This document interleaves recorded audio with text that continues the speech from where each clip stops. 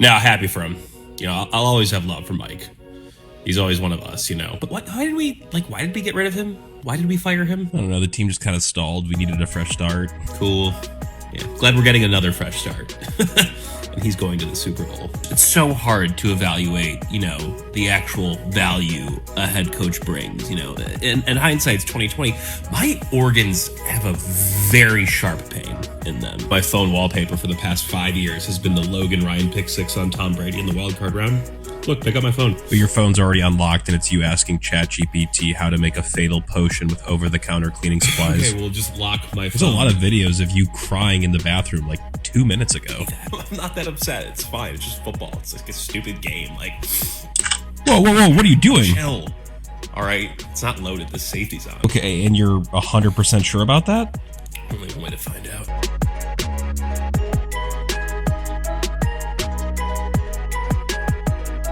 Welcome in and welcome back to Hyper Studios and to the Coliseum. My name is Logan Hyder. I appreciate you, as always, for clicking on this video today. Please consider subscribing and engaging with the channel. If you find anything that we talk about humorous or thought-provoking at all, or if you learned something, please let us know. I would love to see some conversation in the comments start to evolve. So let's get started. Let's have some fun, shall we? The Epstein Files.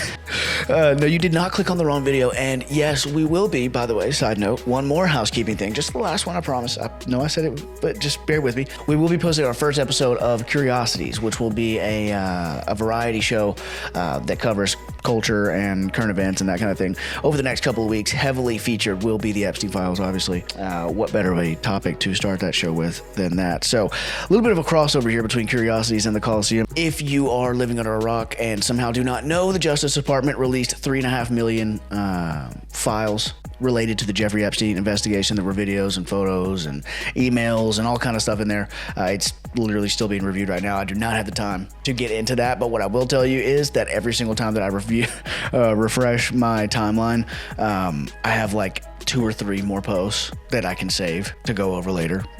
There's so much, it's insane. That is not why we're here today, however. Let's get the blood flowing with this one, because this is pretty crazy, right? I mean, more details from the Jeffrey Epstein documents that were released today include the names of multiple team owners. Notable names mentioned in the newly released notable sports names mentioned in the newly released Epstein documents. Josh Harris of the 76ers and the Commanders, Woody Johnson of the Jets, Steve Tisch of the Giants. Over here in the comments we got, are we really surprised a guy named Woody Johnson is in the Epstein Files? It's unfortunate, certainly. We all know the Packers owners won't be on that list. I guess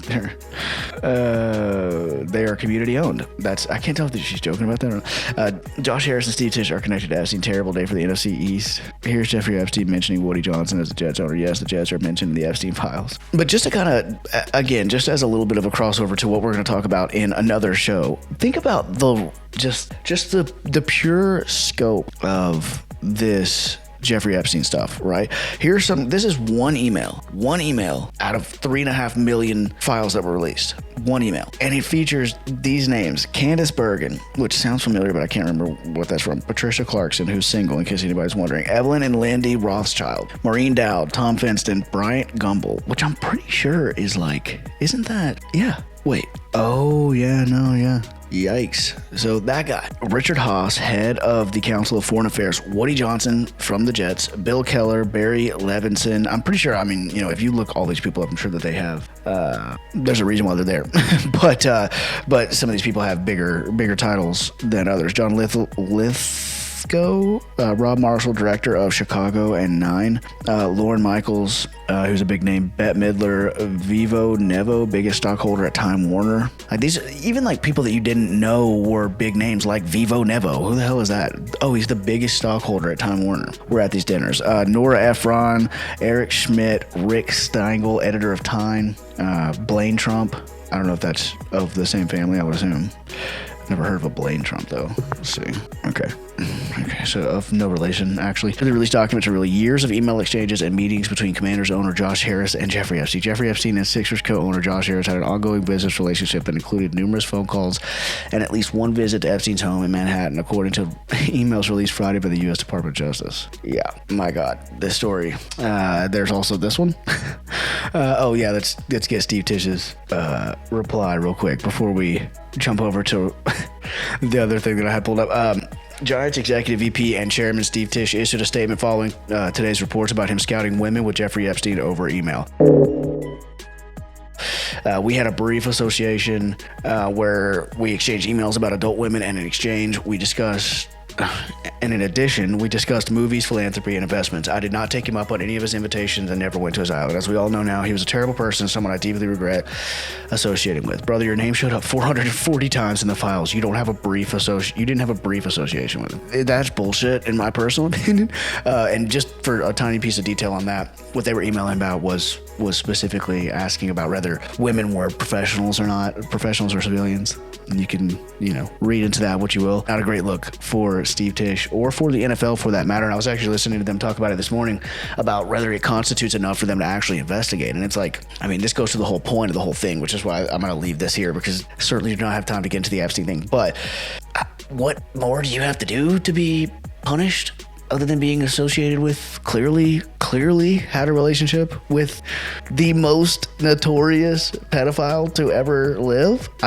Again, I don't have time to talk about the fact that there were 5,000 mentions of our current president or any of the other stuff. But yeah, an investigation. What needs to be investigated? The investigation's already been done for you. The evidence is right there. Buddy's got to go.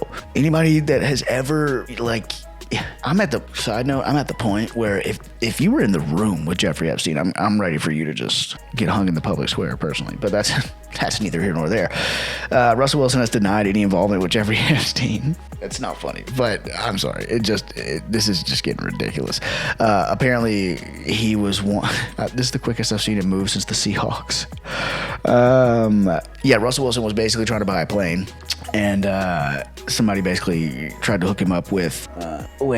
Well, I'll just let Russell Wilson say it. The email showed that Russell Wilson was trying to potentially buy Jeffrey Epstein's plane through a third party is what Russell Wilson is saying. Nope, absolutely not. Not today saying that some random plane broker tried to sell me a plane. I had no idea whose plane it was and never bought the plane. Never talked to nor met the man, thank God. I believe him. I do. I honestly do. And it is unfortunate that there are people that are getting caught up in this that are just mentioned for one random reason or another. I don't know. I guess your opinion on this one just kind of depends on how coincidental, I guess, you find that to be. I couldn't tell you. Obviously, just not something you ever want to see if you're Russell Wilson, a graphic with you and that guy. So yeah, the last thing I wanted to talk about to warm up for this episode is something that I almost jumped off the couch screaming. I knew it whenever I read, because I've always wondered about this. Riley Moss is one of the only white corners in the NFL. Plays for the Broncos, obviously. Riley Moss, and he wears sleeves. Like long baggy sleeves. And I have always said and thought and said to my wife that I think that he wears those because he wants to hide his skin color. I really do. And it seems now where I didn't totally understand it is because the player that they come out to see you, they're going to see your skin color. And if anything, I found it to be an advantage because corners did that also to me whenever I played receiver, for example. The amount of times that I lined up and immediately was discounted as this is easy work, just because I'm white. That it just happened all the time, and that's okay. It is what it is. That's part of sports culture. But if you've ever played any sport ever and are even halfway decent, the term white boy gets thrown around all the time. That white boy is this, that white boy is that white boy can, that white boy can't, right? It's there. And I've always wondered if that's why he wore sleeves, to kind of, I guess, cut down on the perception that he's white. You can't cut down on the percent he is white, but this does make a lot more sense. So Riley Moss still wears long sleeves for a reason, and it's not drip. In college, he covered his skin so that scouts would actually look at him. Cornerback is one of the most racially stereotyped positions in football, and being white at cornerback meant getting labeled as not talented enough before the ball was even snapped. And so he hit it. Long sleeves forced him to evaluate the tape, not the skin, a literal disguise to get a fair look at a position dominated historically and culturally by black athletes, and he kept the long sleeves with him. Fast forward to this day, Riley Moss is now one of the only white starting cornerbacks in the entire NFL, lining up against the best receivers on the planet. Same sleeves, same position. So at this point, I don't think that he really does it for film advantages, although Eye in the Sky and Eye in the Sky view would that would work for that. So perhaps he's still doing it from a film studying perspective as well. But I do think that that's pretty interesting that he thought that out to do that as he was coming up in his football journey, because that definitely is a real thing. Crazy thing is, this would be such a racist thing if it was backwards. Our Jackie Robinson, our Jackie Rob. God forbid a white boy got. Oh my, that is. Our Jackie Robinson is hilarious. God forbid a white boy have a little emotion. You know what I'm saying. So anyways, that's quite enough on Riley Boss's sleeves. Put some respect on the white DBs and the white receivers. We got a little twitchiness in us as well. Did you see that? Probably not. All right, so moving into our next big story, or the first big story, I should say, the Titans have a new head coach, Robert Saleh. Welcome into Nashville. Welcome to the Titans. From one Titans fan, at least, I think that the hire overall is a pretty solid hire. Just to go ahead and get this part out of the way, I think that there were a lot of guys that were floated that were potentially going to be our head coach that would have been much, much worse. Cam Ward is the main priority. Right, for me at least, and I think that it should be for the Titans. And I've said in previous videos that I do hope that they go for an offensive guy. Robert Saleh is not that. He is an elite defensive coordinator, but he is not an offensive coach in any way, shape, or form. However, where he was with the Jets. And while I talk about this, let's go ahead and look. We can go ahead and watch this, have this video play right here of Robert Saleh walking through the building for the first time.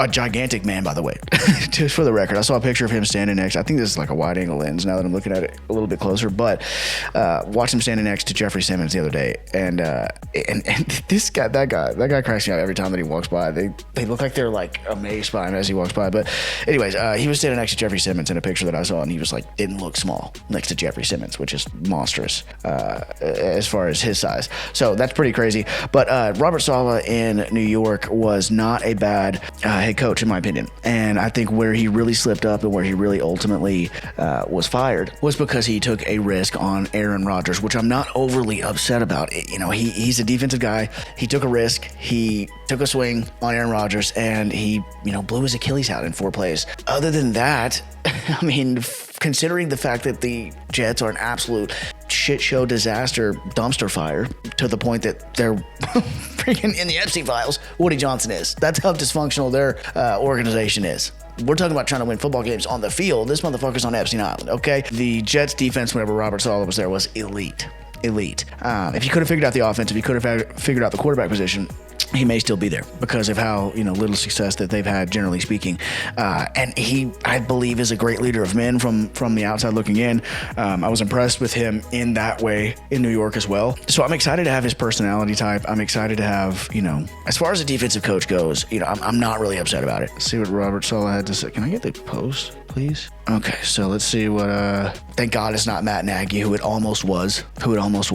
Just quick side note, he just got hired as the offensive coordinator in New York. How many times have we talked about failing forward once you get a head coaching job? How many times? Like every week. We talk about it in college football, we talk about it in the NFL. Matt Nagy did not have a successful run as a head coach. Matt Nagy was the offensive coordinator for the Chiefs over the last however long it's been, their least successful time period. He was just fired so they could bring back Eric Bieniemy in one of the quietest firings that you'll ever hear about. He's literally interviewing for the Titans head coach, almost got it, while being fired because he couldn't accomplish his expertise in Kansas City. So the process in which these coaches get hired is baffling to me. The Rooney Rule is a huge talking point right now, which we're not going to get into. The Titans, ironically, were one of the only teams that did hire a minority coach. Robert Saleh is Lebanese American, but something is not right with the process. You have the same guys every single cycle, just going to different teams and sometimes the same roles, sometimes in different roles. It's just ridiculous. I digress. Robert Saleh, what you got to say? Hey, what do you want him to be known for week in and week out? Fast and violent, man. Play in and play out. We're going to play with speed. We're going to play confident. Can I just go ahead and say, I'm sorry. Can I just go ahead and say, I love that. Fast and violent. Swarm to the ball as a defense. And when you get there, arrive with bad intentions. I love that. We're going to have some swag. Talk a little, Sundays, what do you want him to be known for week in and week out? Fast and violent, man. Play in and play out. We're going to play with speed. We're going to play confident. We're going to have some swag. Talk a little, Fast and violent with a little bit of swag. Talking our shit. Okay, Robert.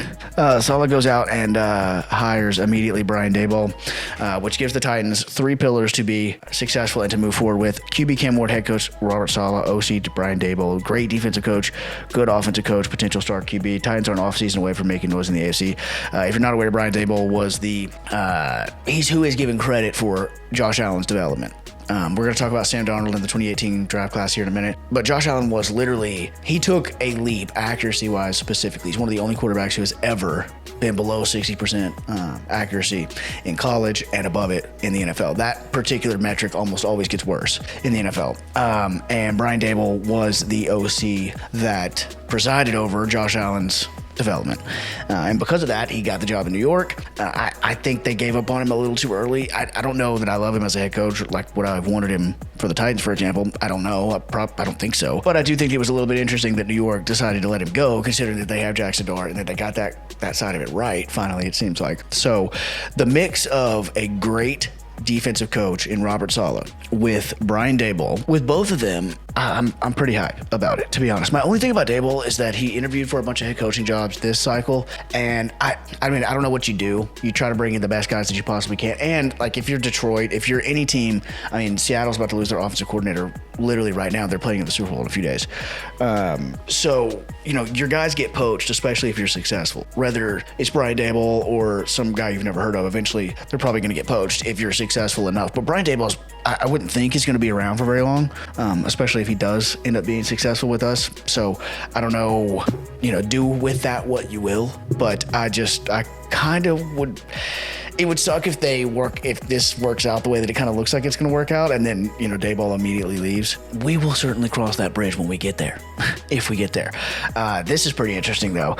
The Giants offered the number 3 pick, a 2026 first rounder, and multiple day 2 picks last year to the Titans for the number 1 pick to select Cam Ward, but Tennessee declined. And Brian Daboll now gets Cam Ward in Tennessee. So you get a guy who really, really believes in Cam Ward. You also get $100 million in cap space, and which is obviously the most in the league.